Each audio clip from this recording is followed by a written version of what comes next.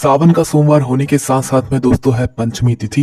उसके साथ में दोस्तों है सावन का सबसे बड़ा सोमवार। उसका कारण यह है कि इस दिन नाग पंचमी भी है।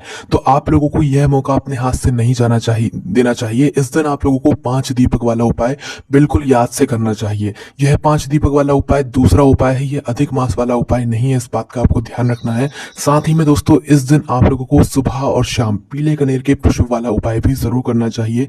इन उपायों को करने से होगा ये कि इस सोमवार को, इस बड़े सोमवार को अगर आप इन उपायों को करते हैं ना, तो भगवान शिव जी की कृपा आप पर होगी। आपके घर में धन धान्य की कभी कमी नहीं होगी। सुख समृद्धि हमेशा आपके घर में बनी रहेगी। तो वो कौन से उपाय है वो आपको जानने के लिए इस वीडियो को पूरा देखना होगा। तो उपाय में क्या करना है वो आप लोग सुनिए। सबसे पहली चीज दोस्तों, इसमें आप लोगों को 5 दीपक की आवश्यकता होगी। और यह जो 5 दीपक आप लोग लोगे ना, ये आटे के दीपक लोगे, ठीक है।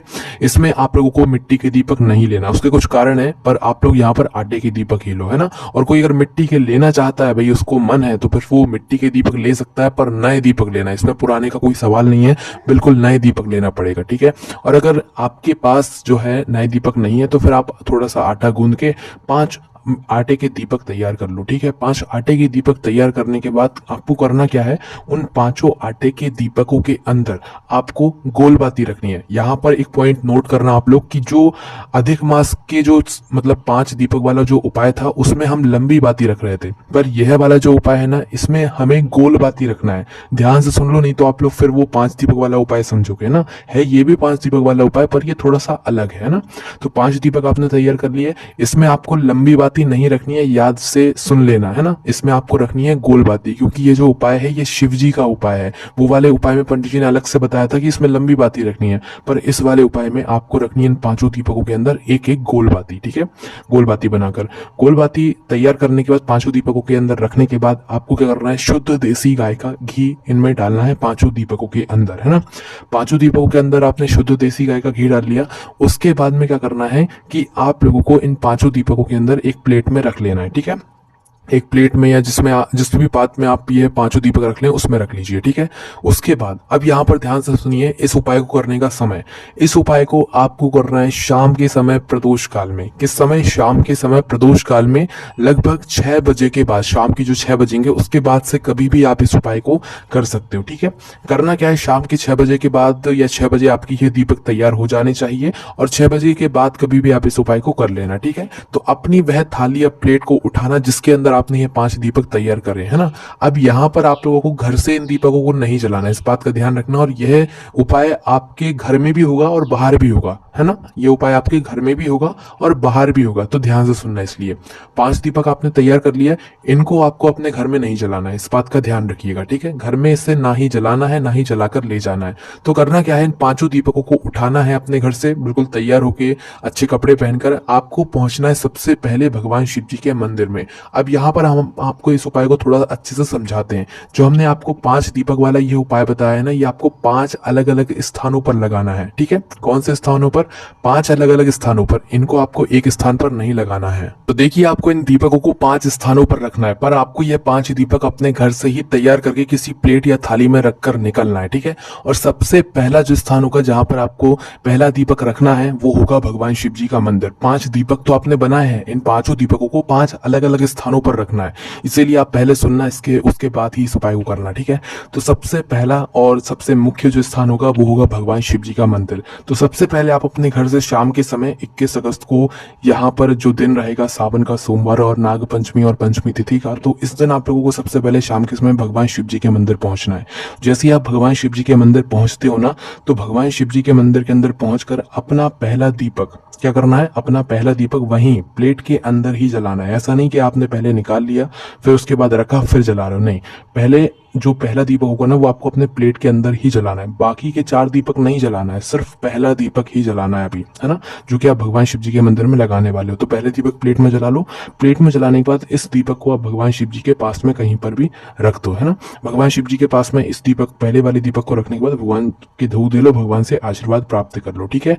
अब अगर इस दीपक को आप चाहो तो भगवान शिव जी की चौखट पर भी रख सकते हो, कोई दिक्कत नहीं है। भगवान शिव जी की शिवलिंग के पास में भी रख सकते हो, सामने भी रख सकते हो, साइड में भी रख सकते हो, ठीक है।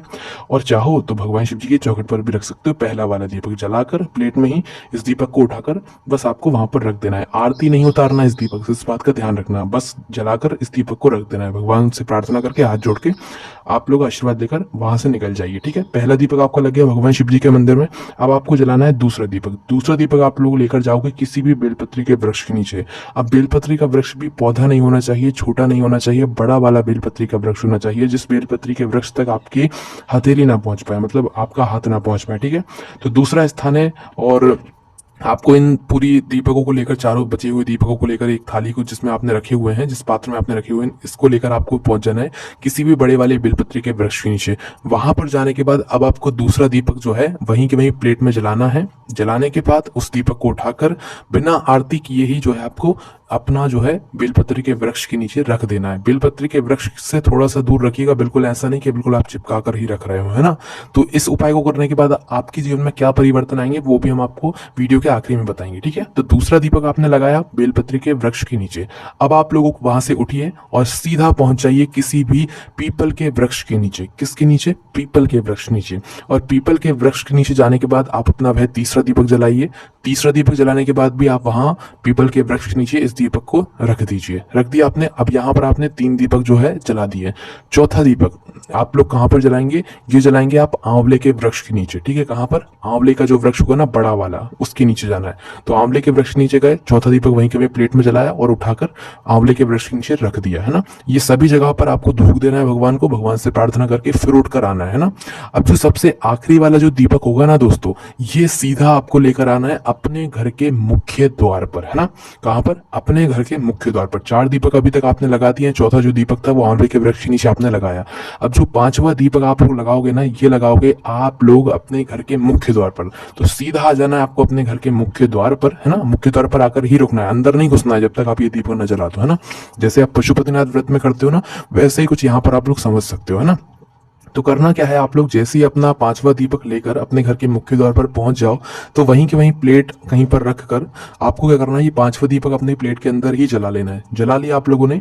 अब जब आप अपने घर के बाहर की साइड खड़े हो, मुख्य द्वार पर खड़े हुए हो, तो उस समय आपका सीधा हाथ जो हो, कौन सा? जो सीधा हाथ हो, मतलब बाहर से खड़े होकर जब अपने घर को देख रहे हो, तो उस समय आपका जो सीधा हाथ होगा, उस सीधे हाथ की चौखट पर ही आप लोगों को यह 5वां वाला दीपक जलाकर रख देना है। और यह जो 5वां वाला दीपक होगा ना, इस समय करनी है आपको अपनी मनोकामना। जो आप मनोकामना भगवान शिव जी से करना चाहे ना, वो आप बोल सकते हैं ये 5वें दीपक को जलाने के बाद। उसके बाद फिर आप अपने घर के अंदर प्रवेश कर सकते हैं और यहाँ पर यह उपाय पूर्ण हो जाता है। तो देखिए, अब आप समझिए कि ये 5 दीपक वाला उपाय कौन सा है। ये दीपक 5 दीपक वाला उपाय पंडित जी ने पहले बताया था।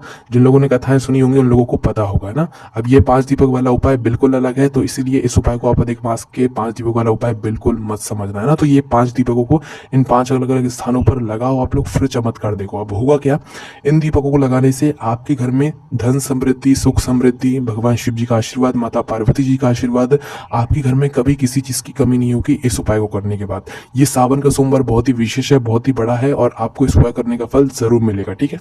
अब हमने आपको बताया था कि हम आपको एक और उपाय बताएंगे इस वीडियो के आखिरी में, जो कि बहुत ही ज्यादा विशेष उपाय है। सावन का सोमवार है, पंचमी तिथि है, तो दोस्तों आप लोगों को इस दिन पीले कनेर के पुष्प वाला उपाय भी जरूर करना है ना। पीले कनेर का पुष्प वाला उपाय कैसे करना है? सावन के महीने में पीला कनेर का पुष्प अगर आप भगवान शिव जी पर चढ़ाते हो तो भगवान शिव जी आपसे बहुत प्रसन्न होते हैं।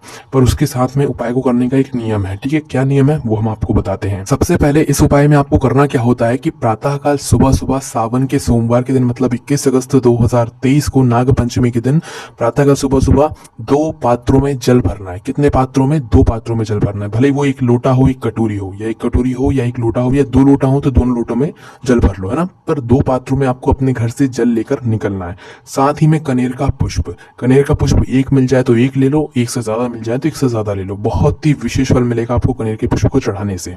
करना क्या है, सीधा भगवान शिव जी के मंदिर पहुंच जाओ प्रातःकाल सुबह सुबह, स्नान करके शुद्ध होकर, है ना, नए अच्छे वस्त्र पहनकर शिव जी के मंदिर आप पहुंचे।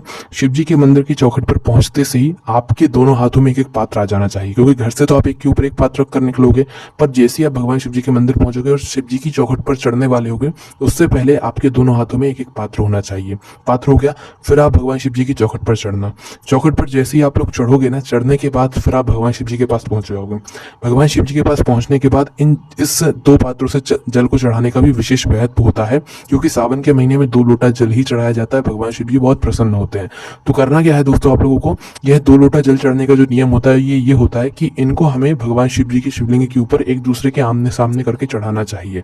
ऐसा नहीं कि जैसे हम एक लोटा जल एक साइड से चढ़ा देते हैं तो ऐसे ही हम ये वाला भी चढ़ाते हैं। दोनों एक साइड से नहीं चढ़ेंगे, दोनों को लोटा जल को एक दूसरे के आमने सामने करके फिर आपको एक धारा से, वो भी एक धारा से थोड़ा थोड़ा करके जो है जल चढ़ाना है। ठीक है, कभी भी जल एकदम से नहीं चढ़ाना चाहिए और जल्दीबाजी में नहीं चढ़ाना चाहिए, और जल को इस तरीके से चढ़ाना चाहिए कि उस जल के छींटे आपके शरीर को स्पर्श न करने, वरना फिर भगवान शिव जी आपसे नाराज होते हैं। ठीक है, दोनों पात्रों का जल जैसे ही आप भगवान शिव जी पर एक एक धारा से एक मतलब थोड़ा थोड़ा करके चढ़ा दें, उसके बाद में आती है सबसे मुख्य बात, जो है आपके पीले कनेर का पुष्प।